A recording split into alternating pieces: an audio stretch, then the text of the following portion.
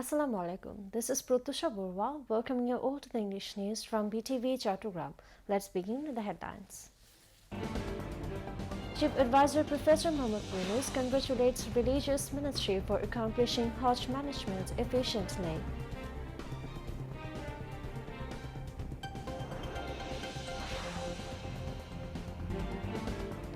Higher secondary certificate and equivalent exams begin amid strict surveillance.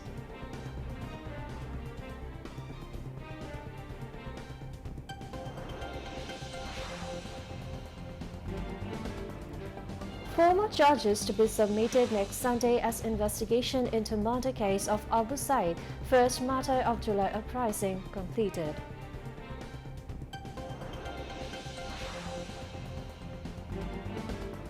Cases filed based on allegations of incitement to commit crimes not for professional journalism, says law advisor.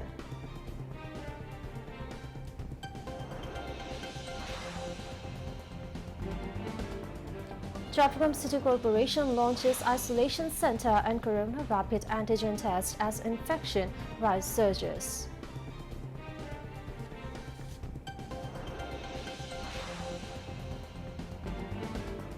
US strikes severely damage Iran's nuclear facilities and set them back years, says head of CIA.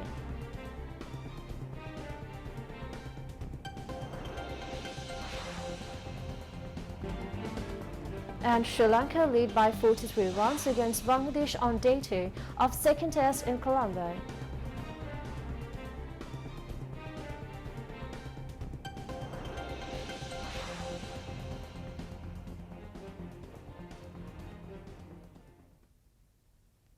Viewers, those were the headlines, so moving on to the detail. Chief Advisor Professor Muhammad Yunus congratulated the Ministry of Religious Affairs and other concerned for accomplishing this year's Hajj management efficiently. He also asked the ministry to start preparations from now on so that Hajj management can also be completed smoothly next year. The Chief Advisor came up with the directives at a meeting with representatives of the ministry at the State Guest House, Yamuna today. Expressing his satisfaction over the roadmap for next year's Hajj, Professor Yunus stressed on identifying the minor errors detected this year and taking proper steps to prevent those in the future. The Chief Advisor said the example being created in performing Hajj this year by all registered Hajj pilgrims should become a permanent policy of this ministry.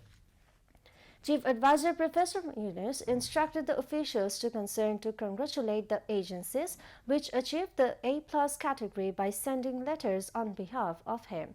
He also asked the authorities concerned to take measures to ensure that those who wish to go to Hajj next year use the Labbaik app from now on and get answers to their various questions.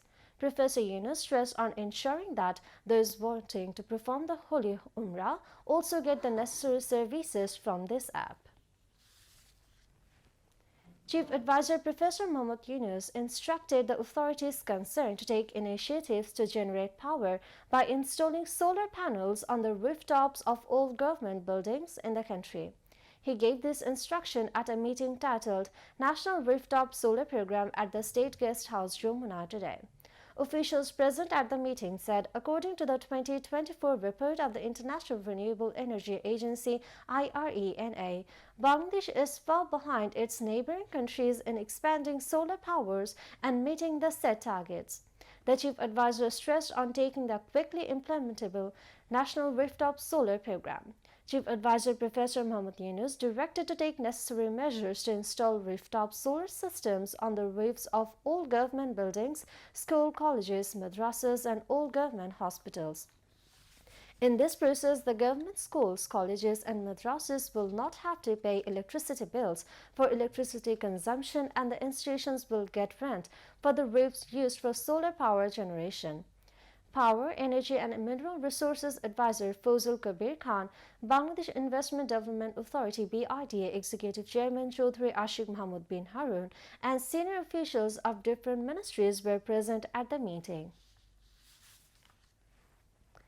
The Higher Secondary Certificate (HSC) and equivalent examinations have begun simultaneously across the country from today. The written exams started on Thursday with the Bangla First paper. To ensure the security of the examination centers, measures have been taken to control public gatherings outside the centers and raise awareness. Cyber Police, CID and the Army are on duty to prevent question leaks. In addition to strict surveillance, a hotline has been launched at 013200100148. In the morning, Education Advisor Professor Dr. Chaudhry Rafiqul Abrar visited the Mirpur Bhashantek Government College Examination Center. He stated that despite many challenges, including the threat of question leaks, he is hopeful that no new issues will arise. He emphasized that maximum efforts are being made to conduct this year's exam with transparency and accuracy despite the various challenges. The written examination will end on August 10, while the practical exams will be held from August 11 to August 24. This year, a total of 12,51,111 candidates are participating in the HSC exams across 2,797 centers. Compared to last year, the number of examinees has decreased by over 81,000.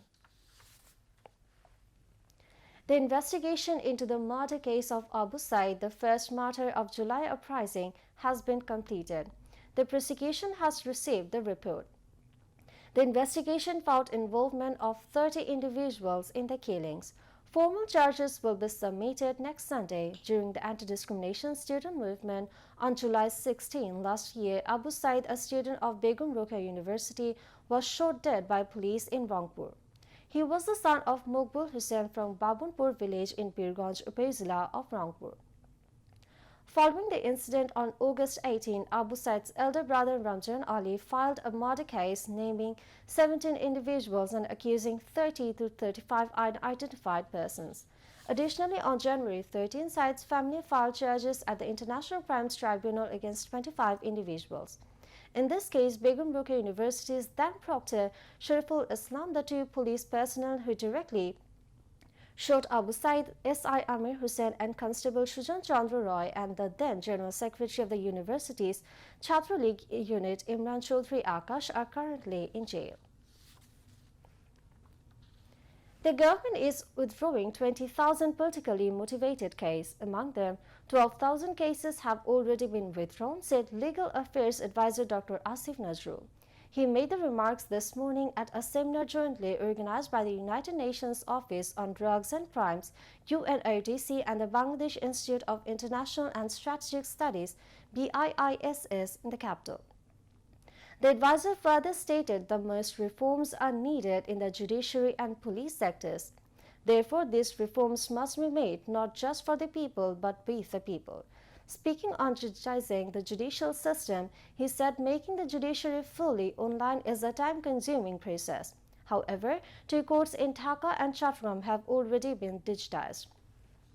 Regarding cases filed against journalists, the advisor said no cases were filed simply for journalism. Cases were filed based on allegations of incitement to commit crimes. He added that he has no role in filing of such cases. He also clarified the Ministry of Law has never interfered in decisions regarding granting or denying bail to journalists. Dr. Asif Nazrul stated that falsehoods are being spread regularly against the chief advisor and other advisors, but none of them have filed any lawsuits. They have left it to the conscience of the people.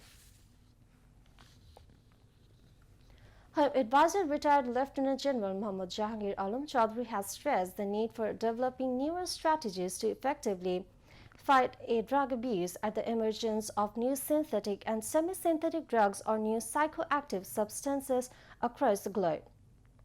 The Home Advisor was addressing a discussion meeting organized by the Department of Narcotics Control at the Usmani Smriti Auditorium on the occasion of the International Day Against Drug Abuse and Illicit Trafficking. All law enforcement agencies and intelligence agencies of the country are vigilant about new types of narcotics and initiatives are being taken to prevent their spread, he said. Jahangir said the interim government is committed to protecting the country and the nation from the scourge of narcotics.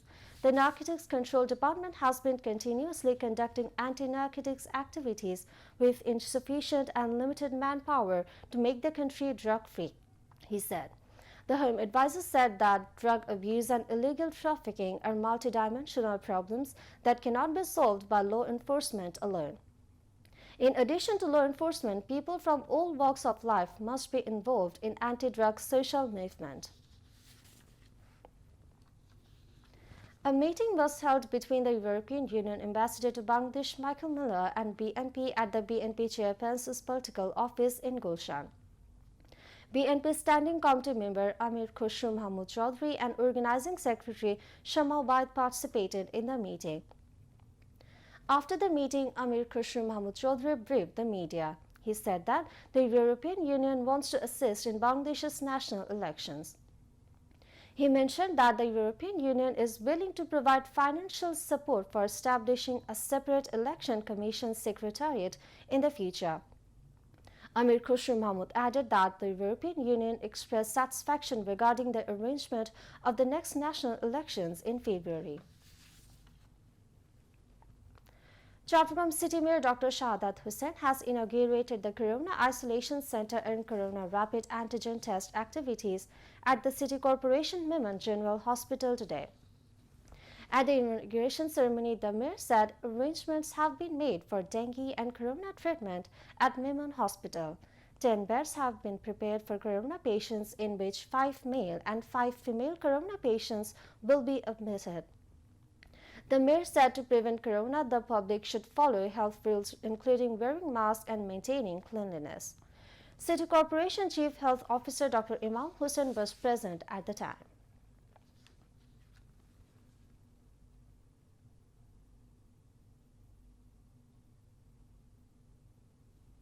Now, international news.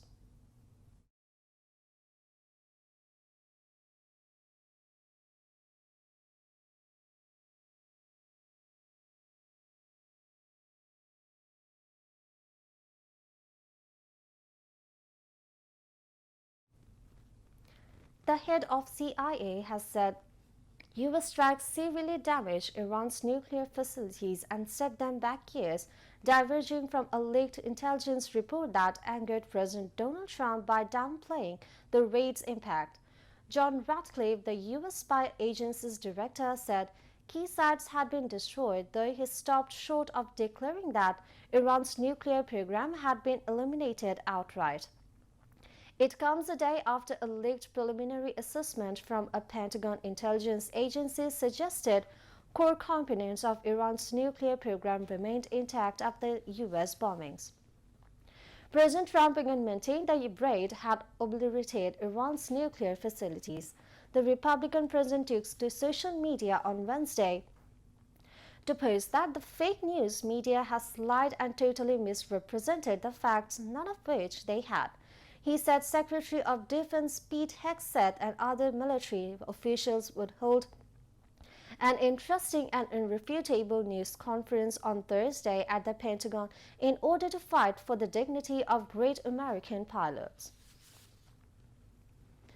Israeli attacks have killed at least 79 people in the Gaza Strip since dawn, including 14 Palestinians who were waiting near a distribution center. Even at the United Nations, President Donald Trump said great progress was being made to bring an end to the war. Sources at Al-Awda and Al-Aqsa Martyrs Hospital said that at least 9 Palestinians were killed and several others injured by Israeli fire early on Wednesday while waiting for aid near the Netzarim junction in the central Gaza. The deaths are the latest in a wave of violence near a distribution point established late last month by the controversial Israel and U.S.-backed Gaza Humanitarian Foundation (GHF), which critics have slammed as human slaughterhouses and death traps. The GHF has come under fierce criticism for aid agencies and the United Nations, which says the group is not able to meet the population's needs and turn food into a weapon for Israel to carry out its military operations. Israel's attack on Gaza has killed at least 56,156 people and wounded 132,239, according to Gaza's health ministry. NATO leaders have agreed to ramp up defense spending at 5% of their country's economic output by 2035, following months of pressure from Donald Trump.